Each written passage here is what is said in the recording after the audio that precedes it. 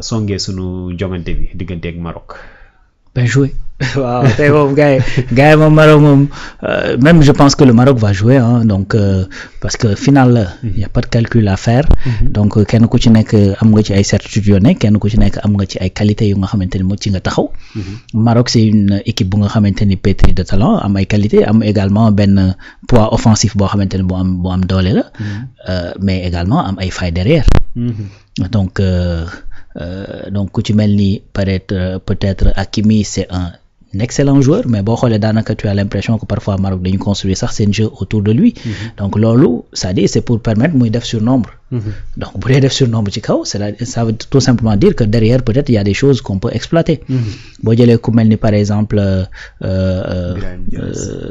Brahim Diaz il performe mi ngi dox parce que Brahim Diaz également il faut comprendre que du Salah voilà moo ko gën a féete xale moo ko gën a percutant bien que nag xale la fay dajal et puis muy El Hadj Malick Diouf mais yow performance bi nga génnee contre Égypte c'est-à-dire ce sera une performance multipliée par 2 parce que encore une fois Brahim Diaz dafa nekk ci benn élan 5 buts en 5 matchs donc kon kooku il faut nga def benn performance bu solide boo xamante ne da nga koy kii quoi maintenant nag final moom comme ni ñu koy waxee final 50-50 la peut-être on dira 51-49 pour le Maroc ndax public bi mais public xam nga léegi du presque ça compte pas trop voilà ça compte pas trop parce que déjà li may wax souvent nee naa public stade bi lu mu gën a fees pression bi gën a bari ci kiy accueillir surtout di laajal waa Congo voilà c'est ça donc man moo tax gis nga des fois bu ñu kii nii bu ñu waxee stade bi woy supporters yi nii comme li Regra gi di wax naan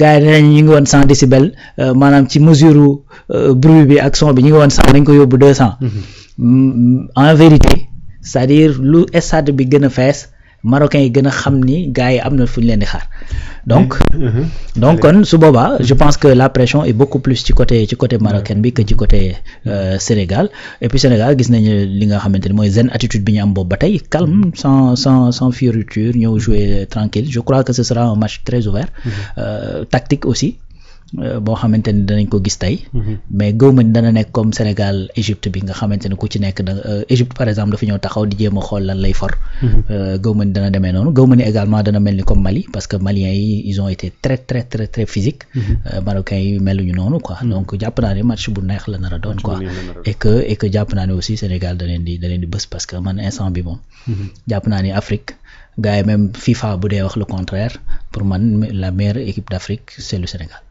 Oui buñ ko joxee Maroc it c'est parce que performance bi mu def ci la coupe du monde bi mujj rek moom moo tax la fekk mu nekk demi-finaliste malgré que le Maroc a une très belle équipe oui.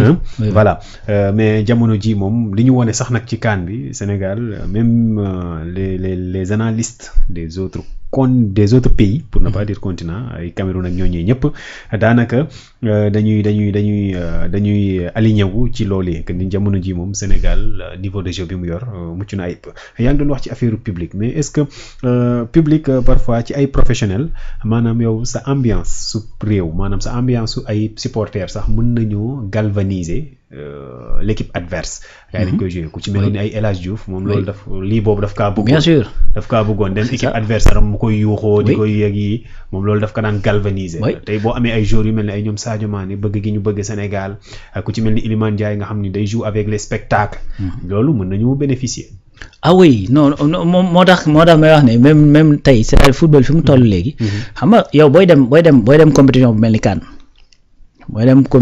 CAN nga am ambition par exemple dem final nekkoo sa biir réew mais kenn gënu laa xam ni boo demee stade jour final doo fa majoritaire c'est-à-dire la répartition normale bi nga xamante ne dañ ko normé CAF normé ko et tout pays hôte bi lay jox plus de billets kon yow balaa ngay dem final yow xam nga ni boo yeggee final da ngay minoritaire ci biir stade bi léegi nag encore une fois loolu c'est-à-dire énergie bu mu lay dolli la gis nga tey boo demee ba nekk un footballeur professionnel loolu nag c'est valable dans les deux sens donc il faut le dire mais boo demee ba nekk ci yenn kii c'est-à-dire da ngay dem ba nekk koo xamante ni li ngay bëgg mooy bu nit ñi ne mënta nekk nga nekkal ko voilà tey bëri na ñoo xamante ni bu leen Congo mënee woon 2-0 keroog fële ca stade des Martyrs c'est-à-dire le match est plié te c'est pas la première fois Sénégal def loolu même coupe du monde 2002 ba ñuy kii au Maroc même kii en fait je pense que c'était est-ce que du woon Zambie xaw ma Zimbabwe xaw ma fan lañ demati woon maa ngi fàtte match boo xamante ni dañu waroon dóor par 5 buts d'écart ñu dem dóor leen 5-0 d'accord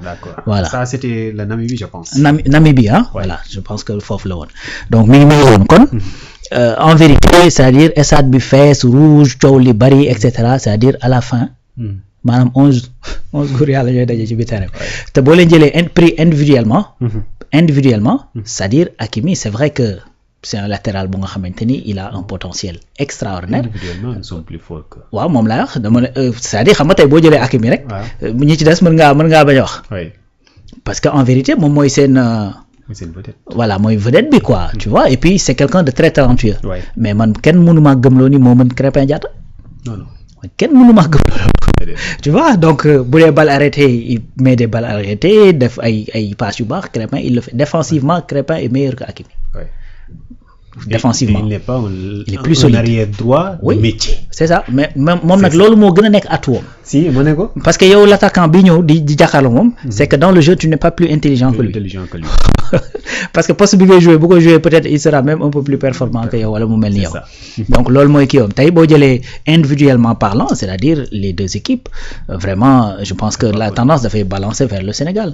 boo jëlee sur le plan effectivement collectif également Sénégal actuellement. xam nga lan moo gën a jaaxal nit ñi ci équipe nationale Sénégal bi nee nañu gars yi dañuy wax ne surtout les analystes étrangers yu demee noonu mooy Sénégal dañuy gagner des matchs mais on a l'impression que Sénégal forcé gul ba tey. Si. voilà c'est comme si on se balade quoi. Oui. Parce qu'ils l'ont confirmé aussi contre Égypte. Mais c'est ça. C'est-à-dire contre Égypte noonu la demee même contre le Mali. C'est-à-dire il y a benn gardien moo def le gardien malien moom moo nekkoon performant rek jour boobu. mais sinon Mali day jël but yu bari. donc te pourtant ce match-là était très physique. voilà donc contre le Congo bi ñu Congo dugalee gis nga bi ñu accéléré le jeu rek dañoo am but. donc même contre Soudan. ba ñett Soudan daal di ñu encaissé Soudan dugal. mais après bi ñu accéléré le jeu Soudan a pris 3 buts. donc loolu pour man nag demain la yëf yi di loolu yëf yi moom demain du moins tey maa ngi naan demain mooy dañuy woy di jubilé donc demain moom xam naa ne dañuy xëy jubilé waat mais tey. Très sincèrement man jàpp naa ne on va voir effectivement li nga xamante ni moom la Sénégal yor comme kii parce que dinañ tase une équipe joueuse. voilà donc xam nga équipe bu def bloc bas des fois kiiwul te en plus ñun loolu c'était un problème pour le Sénégal. boo dajewaat rek équipe bu am bloc bas dañ man am na benn copain toujours loolu la may wax mu ne ma moom li nga xamante ni daaw ko mën a digérer wala boog daaw ko pardonner Aliou Cissé mooy bu indee effectivement une stratégie coach bële bu contrer stratégie yoo pare nañ ci match bi. donc contre Côte d'Ivoire bi ñuy éliminé man maa seetaan kenn nettali ma maa seetaan entretien Fatima Silla ak Kandé bi nekk 2S. ñu interview Aliou Cissé ne ko milieu terrain bi Côte d'Ivoire da ko nangu mu ne man gisuma à quel moment le Côte d'Ivoire nangu milieu terrain bi. xam nga loolu moom kenn nettali ma ko maa ko seetaan. parce que il avait décidé de subir moom. waaw loolu la léegi nag tey bu fekkee ku mel ni Pape. des fois ñu reproché ko effectivement lu jëm ci wàllu changement yu yéex wala yu demee noonu et cetera mais au moins yenn analystes yi nga xamante ni ils sont plus avertis que moi parce que connaissant le football peut-être mieux. dañ lay wax ne la au moins moom aussi am na cette capacité à vite réagir ci lu jëm ci wàllu tactique.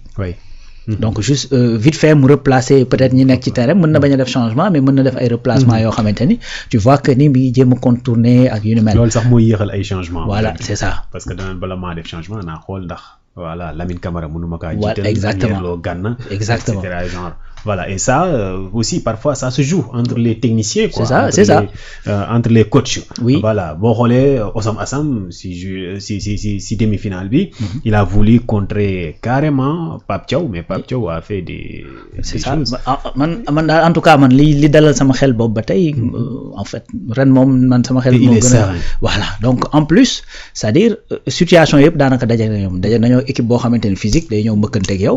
daje nañoo équipe boo xamante day ñëw teg bus bi devant les buts nga dugal ko dañu ne yow équipe boo xamante ni joueuse day ñëw jouer ñeme Sénégal ñëw jouer ak moom également jël ay buts yu bari ñi ñeme Sénégal jouer ak moom dañoo jël buts yu bari ñi taxaw seen i camp jël nañu au moins benn but ñi nga xam ne dañoo ñëw physiquement mbëkkanteeg sénégalais également jël nañ but kon man jàpp ne toutes ces situations étaient déjà expérimentées.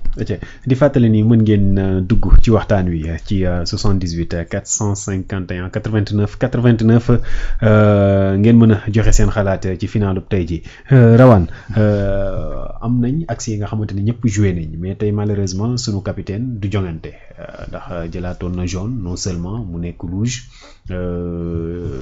génneeg blessure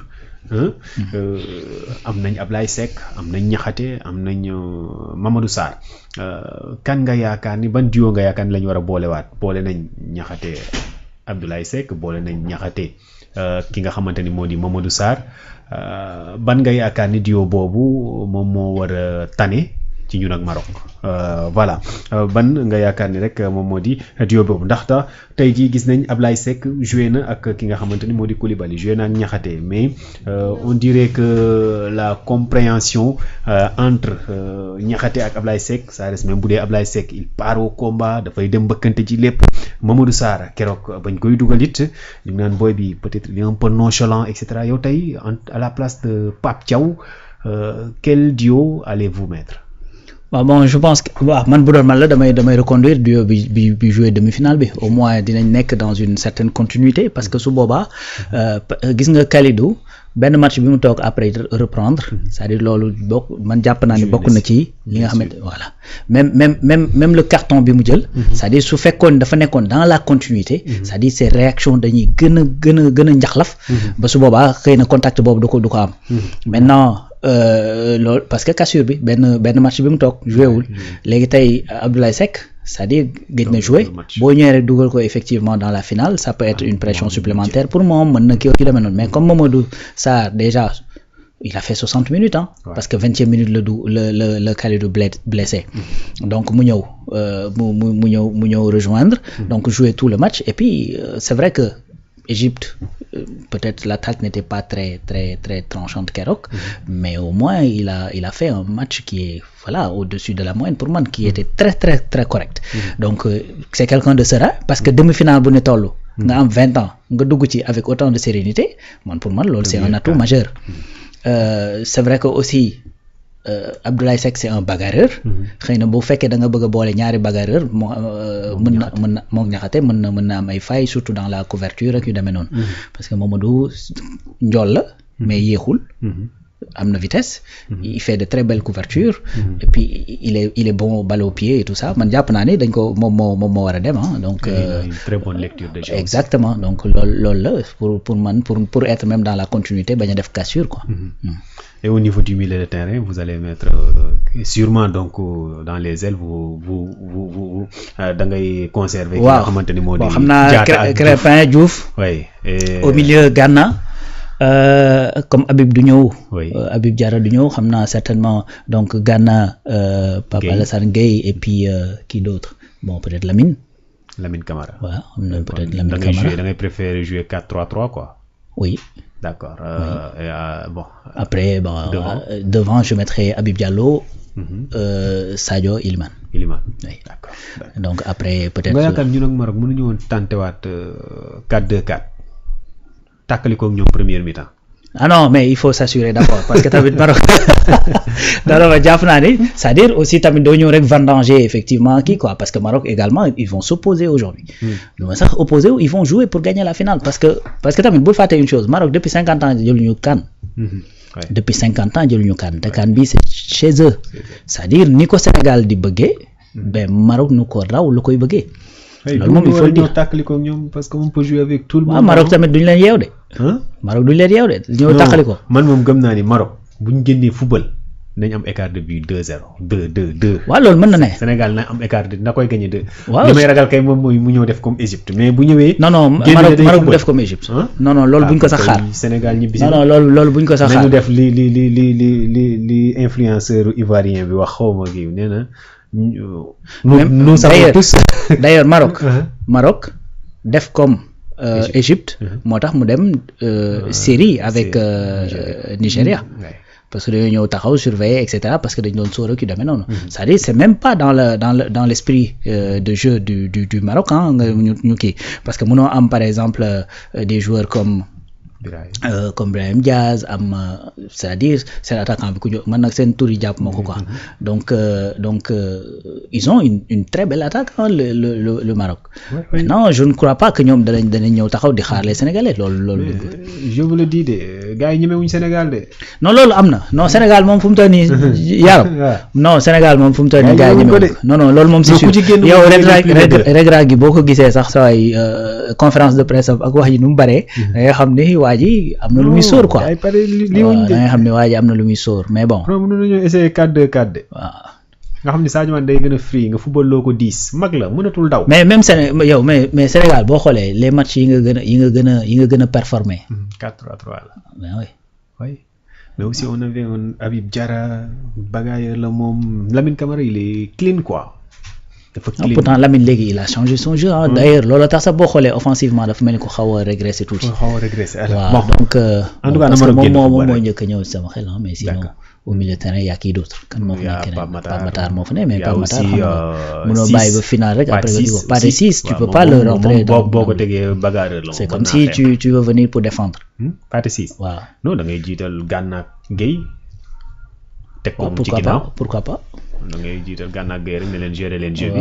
pourquoi pas nga teg ko ci ginnaaw ne ko mbëkkante. waaw Pathé de fàtte woon naa ko pourquoi pas waaw loolu de xalaat lay def. mais man moom 4-2-4 bi ma dàkkaloon quoi nga tàkkale ko Marocain yi dès première mi-temps voilà mooy loolu sinon score boo gis bu serré. bon on va y aller pour 2-1. 2-1 kon yéen nga Marocain yi bii. non suñuy gaañ lañ nag te man xam nga mooy sama deuxième pays quoi. mooy sama deuxième pays quoi. waaw loolu. waaw kon baax na ñun en tout cas l'essentiel moom mooy nappatu meew bi ñëw rek. waaw loolu moom moo ciy solo si quoi donc.